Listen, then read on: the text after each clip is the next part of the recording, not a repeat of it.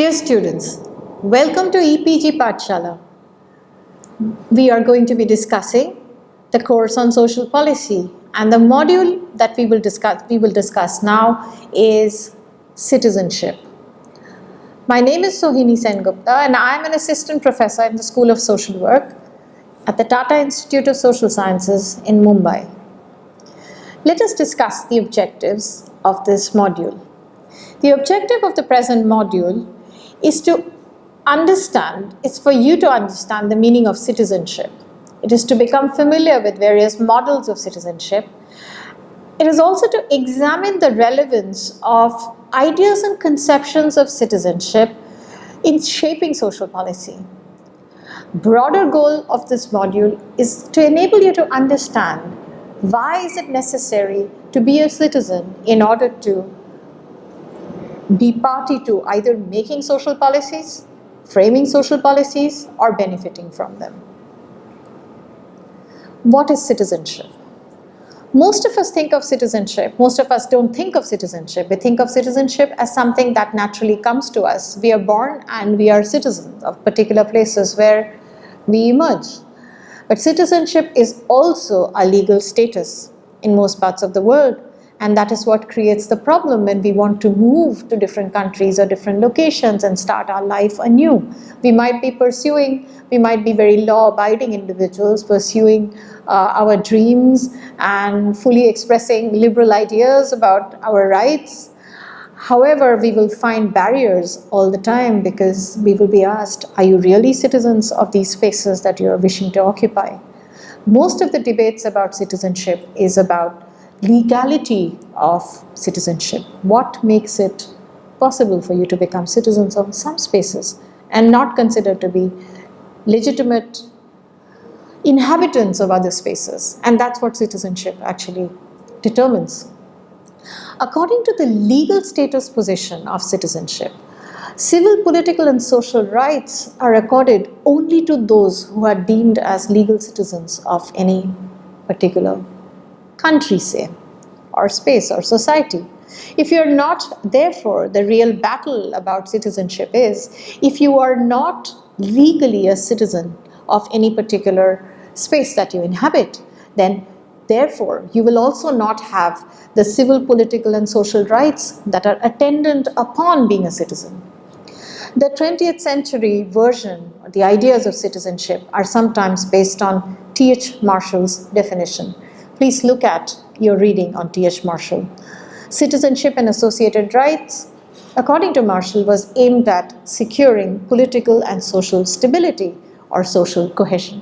So basically, how do you become citizens? You become citizens when you develop a common identity, when you start feeling that you belong to a particular space. And you also become citizens because then you acquire certain rights based on your membership in a certain group.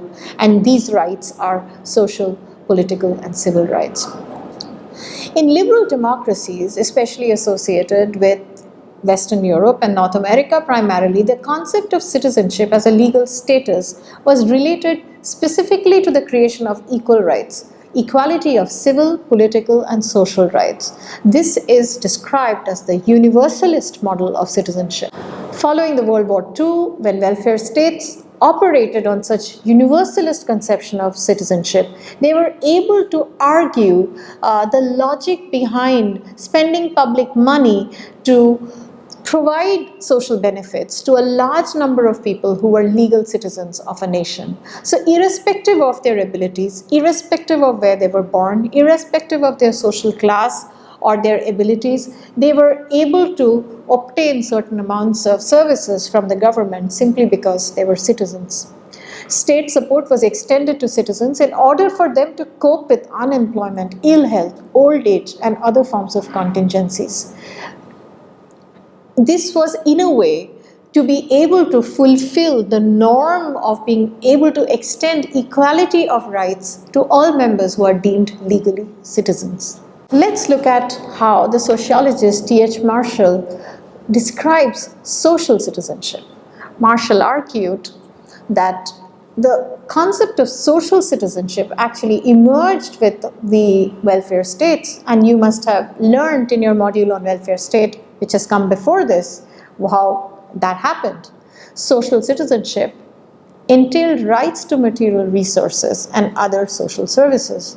It complemented the political and civil citizenship that emerged in the Western European countries in the 18th and the 19th century. Political and civil citizenship created a certain kinds of equality. It gave people political rights and equal rights and deemed them equal.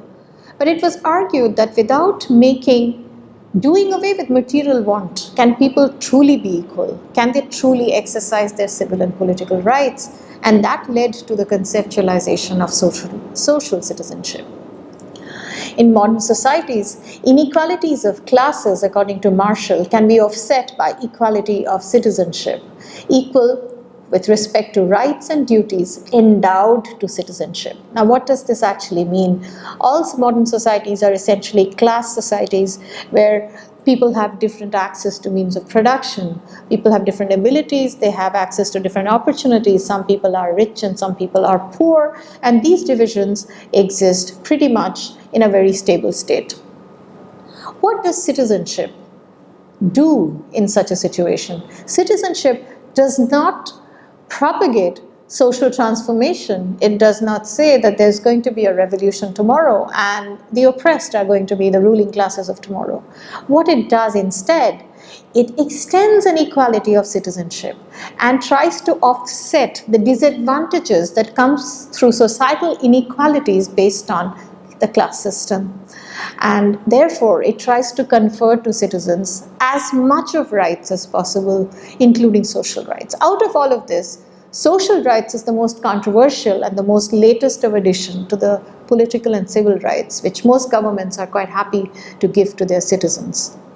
What does civil rights mean? Civil rights constitutes rights for individual freedom.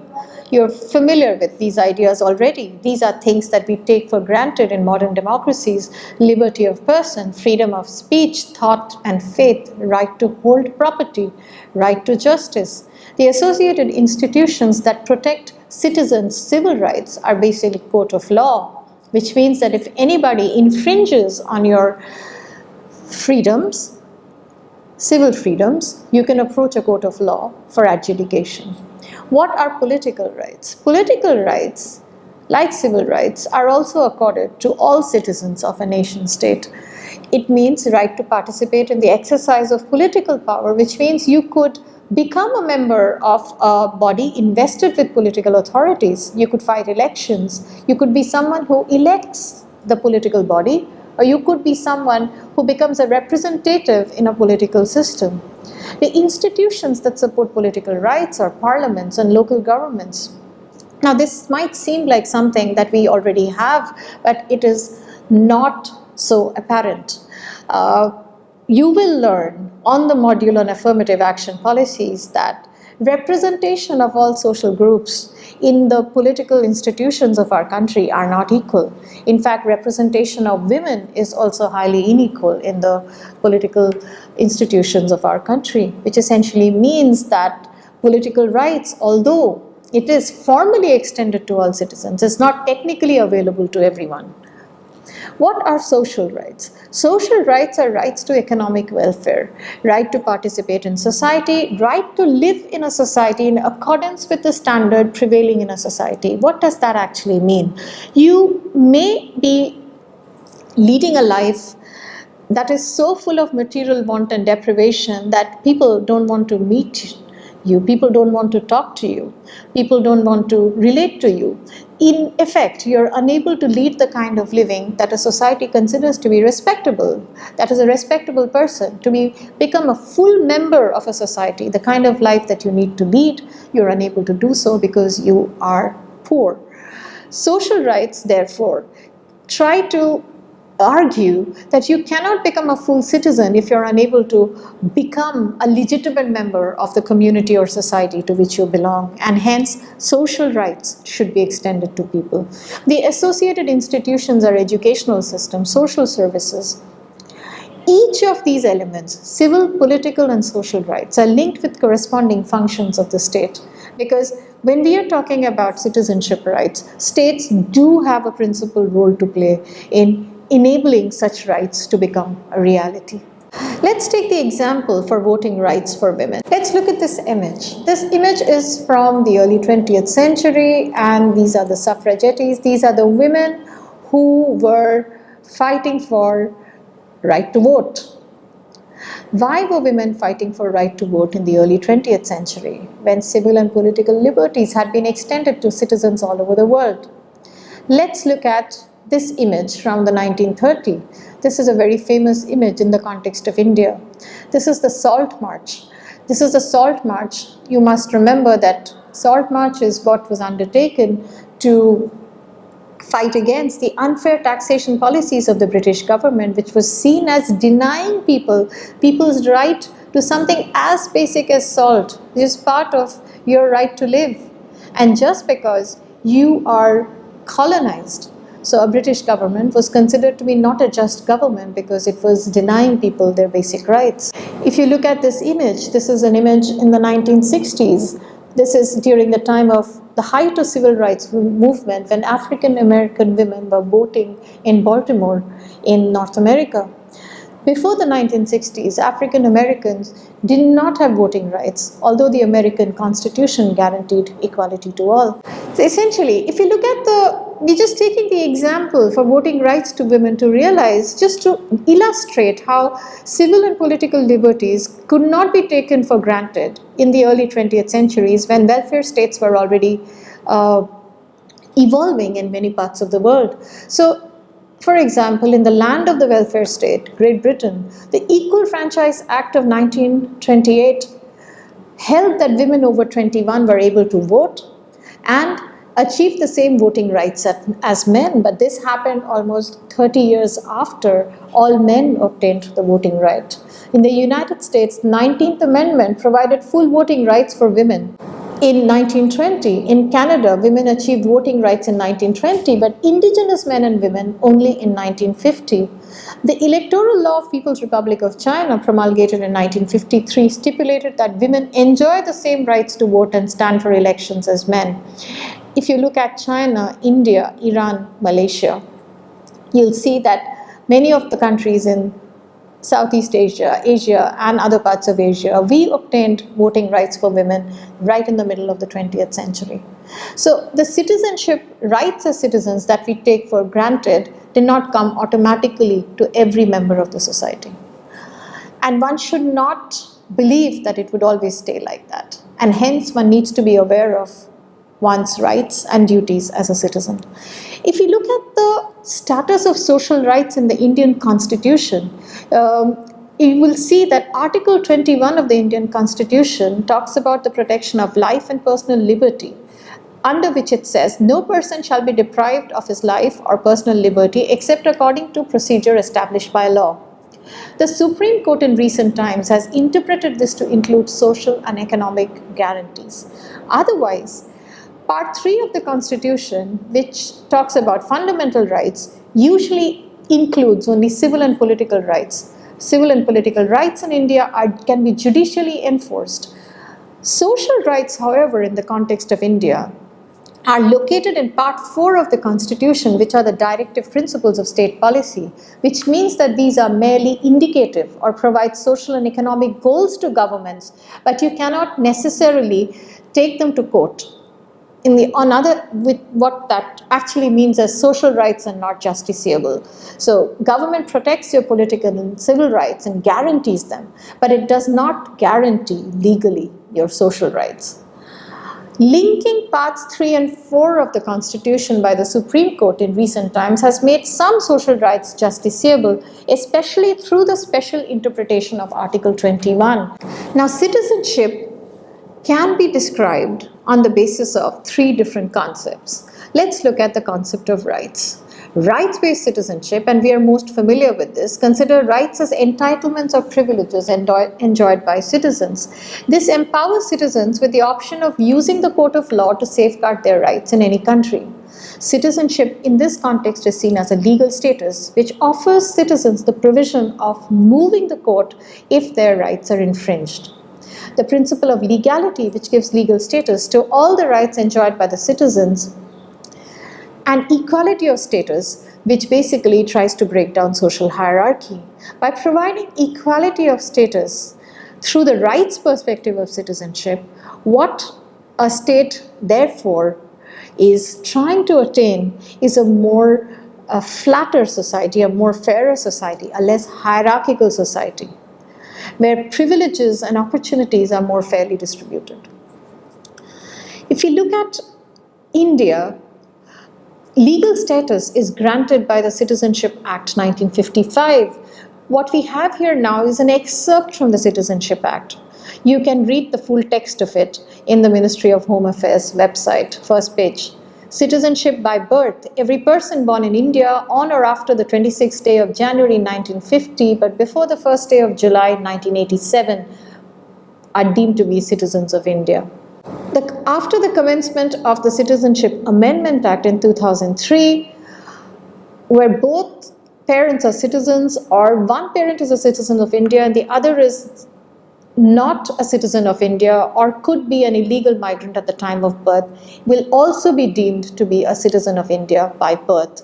This is indeed a progressive improvement, a progressive change in policy in which one parent being a citizen will also grant a person born in India to be a citizen, even if the other parent is not legally, does not have a legal status of citizenship in the country. That was the rights perspective of citizenship. Let's look at the obligation perspective of citizenship. Obligation-centered citizenship model lies on civic virtues such as loyalty, solidarity, and trust. By becoming citizens of a particular space of a nation, you are entitled to certain rights, but you also have responsibilities and duties. Certain types of citizenship models favors the obligation part more than the rights. This model has two aspects. One is the moral obligation of the citizen towards the country. What do you do for your country? How do you contribute? The other is the instrumental view. Without obligation, without every citizen being obliged to contribute something to the nation, a nation itself cannot survive. A nation as a republic fails to survive if citizens do not perform, do not recognize, and do not perform their obligation towards the state. What are these obligations? These obligations essentially demand of citizens to rise above their selfish individual concerns and do something for the society, for the civic body. Citizens are supposed to be altruistic and supportive of each other, and that is also the cornerstone of liberty and freedom, because liberty and freedom cannot be attained without solidarity, right? You cannot be free and liberal if you're constantly trying to fight with your neighbor. You and your neighbor need to have some common interest, and the obligation model refers to that part of it. Democracy and citizens' welfare comes under threat whenever there is low participation, solidarity, and trust amongst the citizen. So building trust, creating solidarity, these are also important aspects of citizenship. The last model is the model of compliance. Compliance-centered citizenship model considers citizens as being subjects of or to a political authority, and here the sovereignty of the political authority is considered to be at a greater level than the citizens' individual activities. So if you remember the previous models, in the rights perspective, there's a lot of emphasis on individual agency and individuals' rights as citizens. In the obligation perspective, there's a lot of thrust on collective ideas of citizenship and what people can do for others and how they can rise above individual concerns. In the compliance model, citizens are supposed to obey, and they are supposed to listen to people in power and in authority. The relationship between the citizen and the political authority is considered to be legitimate and necessary in order to ensure the survival of the country or to create national security, for example. Citizens will rationally choose their leaders, who in turn will have the responsibility of protecting the citizens from antagonistic forces. So in times of war or in times of any other kinds of conflict, internal or external threats to a country's security, that's when the compliance aspect of citizenship comes into force. Say, for example, during some wars in the country, when people were asked to not switch on their lights in the evening so that aeroplanes would not find your homes, and they should not be able to use you as citizens as target practice. All citizens had to comply to it, whether they wanted to have lights in their homes or not. They either could choose to not have lights on, or they could choose to paper their windows so that antagonistic forces flying above will not be able to locate civilian locations and cause damage to them. Compliance model usually comes into focus whenever a country's security faces some kind of threat. People are expected to obey. It focuses on power and sovereignty and drifts away from individual rights and obligations of citizens. If a situation of suspension of individual rights and obligation continues for a very long time and compliance model becomes overwhelming, then one is actually looking at authoritarian forms of government or dictatorship. Now, what are the implications for social policy depending upon what kind of models you have? So if you look at it from a rights perspective, liberal citizenship, the role of the government is minimized so that it only takes care of the production of common goods which cannot be produced at the individual level. For example, take the example of schools. You may want to home tutor your child, but for a larger community to obtain primary education, for example, it would be some other institution would be better able to provide a common good. The state bodies are generally kept small with very minimal expense scope. This is done to reduce the tax burden on citizens. From a rights perspective, citizens have a right not to be taxed by government for common good, because of which government needs to find finances to fulfill its social provisioning role. So from a rights model, the role of the government is minimal but still essential because government has to provide for common goods. According to this view, taxpayers are being taxed for the welfare of strangers, which is considered to be an infringement of citizens' benefit. If you look at the implications of social policy from the obligation model, citizens come together to debate until they reach a consensus in what a common good is. In the obligation model, a far greater role of citizens is envisaged in both participating in the political processes of a country and also in taking decisions about what is common good. Every interested citizen is obligated to perform and contribute so that the republic functions smoothly. In a typical republic, citizenship tradition is rooted in the necessity of shared obligation, which is composed of moral resources, collective identity, and societal integration. So as mentioned before, the implication for social policy is you will be trying to reach social policy decisions by debating publicly and agreeing upon and reaching mutual consensus about what are those strategies which would increase societal solidarity, which would contribute to collective identity, which would contribute to social integration. And those are the kind of policies which then the government will pursue. Now, what have we learned so far in the module of citizenship? It is both a very complex as well as a simple thing. It's a simple thing because we all know what citizenship means. We are all citizens of some nation or the other, most of us at least. You were introduced here to different models of citizenship, including how the notions of civil, political, and social rights are inextricably connected to the idea of citizenship. We also learned about 3 specific models of citizenship from the rights perspective, the obligation perspective, and the compliance perspective, and the implication of these models for the formulation of social policies. Rights-based perspectives of citizenship emphasizes individual liberties and freedom and tries to minimize the role of the state. Obligation-based models emphasize collective responsibility and encourages citizenship to come together to formulate appropriate social policy. Compliance-based models are hinged upon the obedience of citizens to people in rule and power and authority for national security and other such important concerns. We also introduced to you briefly the notion of social rights in the Indian Constitution and how the social rights, which is not really part of fundamental rights in the Indian Constitution, can still be availed of by people when we look at some of the provisions under the directive principles of state policy. Thank you very much for participating in this module. We have for you some readings that would help you to further elaborate your understandings on citizenship in the context of social policy.